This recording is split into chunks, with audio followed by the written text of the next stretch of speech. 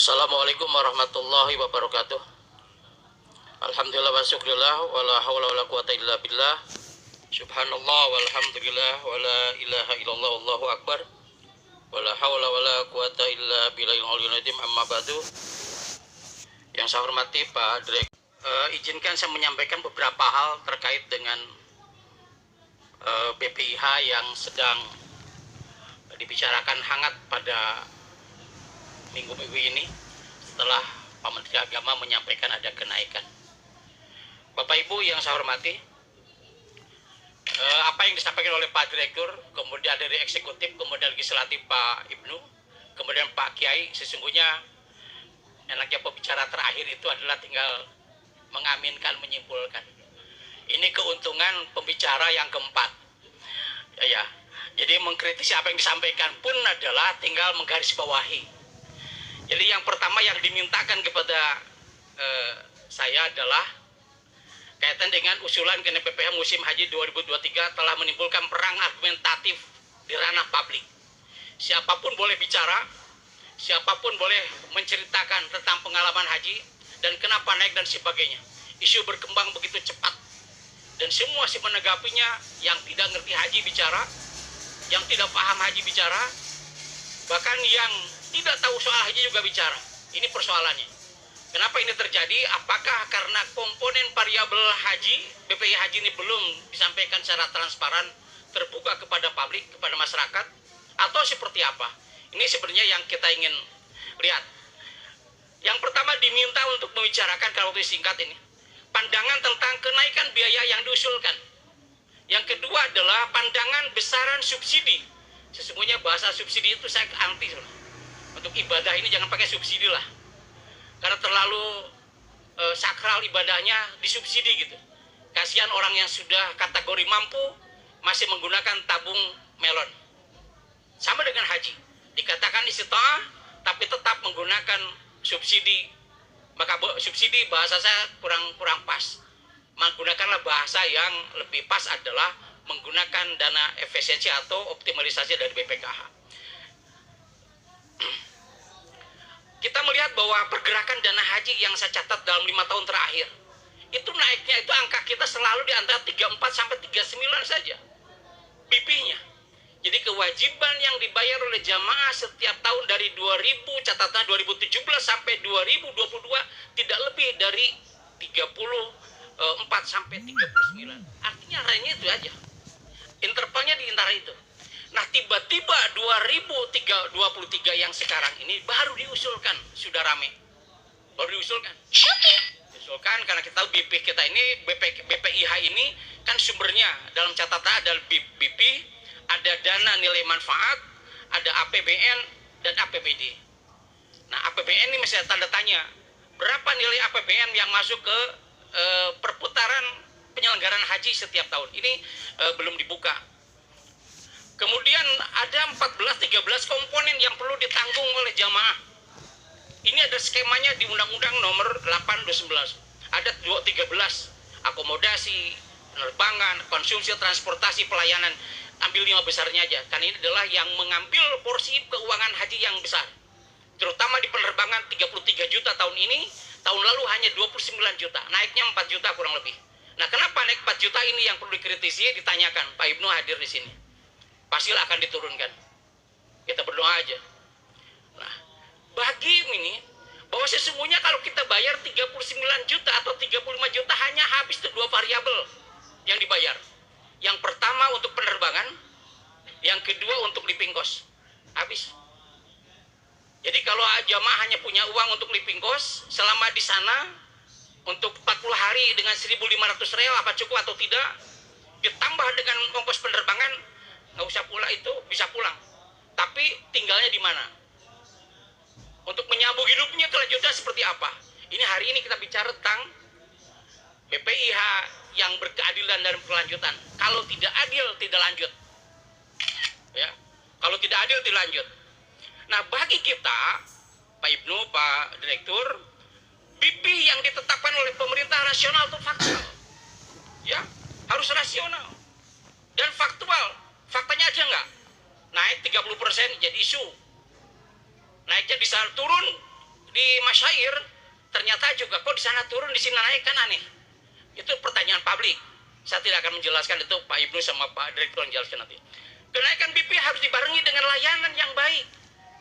Ini jasa. Jasa itu selalu dikejar kepada proses apa yang diberikan dan apa yang dibayarkan. Kita ingin memberikan fasilitas yang terbaik, layanan yang terbaik karena naik harganya. Jelaskan kepada publik. Kenaikan BP harus disampaikan secara terbuka dan transparan. Penetapan BP dan BPIH atau BP pada tahun yang akan datang saya minta lebih cepat. Karena naiknya itu adalah tidak lebih 2,5%. Jadi kalau dibakukan saja 100 juta tahun yang akan datang, maka seluruh jamaah yang 2024-25 sudah mempersiapkan alokasi dananya. Jangan ujuk-ujuk. Ini namanya dadakan. Bagi jamaah yang tahun ini terkendala keuangan, harusnya ada jaminan dari pemerintah prioritas haji yang akan datang. Pak, saya tidak sanggup bayar 100 juta, 70 juta. Apakah ada tahun depan saya diproseskan? Jamin ada prioritas yang utama. Karena ada sistem urut kacang. Karena BP dan BPIH masih bersifat usulan, saya yakin percaya akan ada penurunan yang signifikan. Kita doakan Pak Ibnu. Nah kemudian nilai manfaat, karena yang berikutnya adalah bagaimana nilai manfaat yang BPK. Nilai manfaat kalau belum jelas kedudukan hukumnya dan belum memenuhi rasa keadilan, maka nilai manfaat untuk saat ini dalam pandangan saya cukup 20% dari nilai BPIH. Jadi nggak usah besar-besar karena tadi berkelanjutan. Kalau kita paksakan maka haji tidak lanjut. Kemudian pada akhirnya saya harus tetap ingin menempatkan posisi istiqomah yang Ki Niam tadi sampaikan. Bahwa istiqomah finansial BP menjadi syarat yang harus dipenuhi oleh jamaah. Tanpa harus mengandalkan dana nilai manfaat atau optimalisasi. Untuk apa digunakan dana nilai manfaat? Digunakan sebesar-besarnya untuk kepentingan jamaah haji, termasuk untuk pembinaan. Bagi saya, akomodasi penting, penerbangan penting, catering penting, tapi jauh ada yang lebih penting, yaitu pemahaman, pengetahuan manasik haji. Jamaah yaitu istiqomah manasikul haji. Saya mengutip dari Profesor Dr. Umar Syihab, bahwa jangan terus kita bergerak di pelayanan administrasi, di transportasi, sementara istiqomah manasikul hajnya tidak pernah kita pikirkan dengan baik. Terakhir, untuk memaknai setoran awal BP 25 juta yang berkelanjutan, dana haji perlu mekanisme yang lebih komprehensif. Saya ingin mengusulkan bahwa mungkin tahun depan ya mulailah, jangan 25 juta selesai di situ nunggu, jangan begitu, sistem dirubah, mekanismenya mekanisme tabungan. Ya, tabungan terus 20 juta terus sampai ke angka maksimal 100 juta. Kalau sudah habis nggak ada masalah, uang kita, akun kita, virtual akun kita sih tidak akan hilang. Berikan BPH kepada masyarakat, cerdaskan masyarakat, ayo kita nabung untuk persiapan haji yang akan datang. Ini yang penting. Saya kira kemudian tadi yang kaitan dengan ini, besaran subsidi untuk jamaah berangkat dan jamaah tunggu tadi, apakah penggunaan dana dari nilai manfaat sudah sesuai dengan kaidah hukum Islam? Kayak tadi sudah profesor sudah. Apakah penggunaan dana dari nilai manfaat sudah memenuhi rasa keadilan? Ini Pak, saya ingin mengamalkan keadilan kita di mana? Kalau hari ini Pak Ibnu sampaikan tadi bahwa hari ini kita sudah mensubsidi, memanfaatkan, menggunakan nilai manfaat sebesar kemarin 60%, sekarang misalnya mau turun 30%. Itu sesungguhnya dana siapa? Ini kan belum jelas ranahnya. Nah ini yang kita ingin perjelas, asas keadilannya di mana? Usul saya bukan itu. Kalau kesulitan pada nilai virtual account per jamaah, harusnya adalah menggunakan pendekatan wilayah. Jadi jamaah Jawa Barat mungkin berbeda dengan Jakarta, maka akan dapat nilai manfaatnya berbeda. Sehingga orang merasa, wah ternyata nilai saya sekian tahun menaruh uang 10 tahun, nilainya bertambah sekian.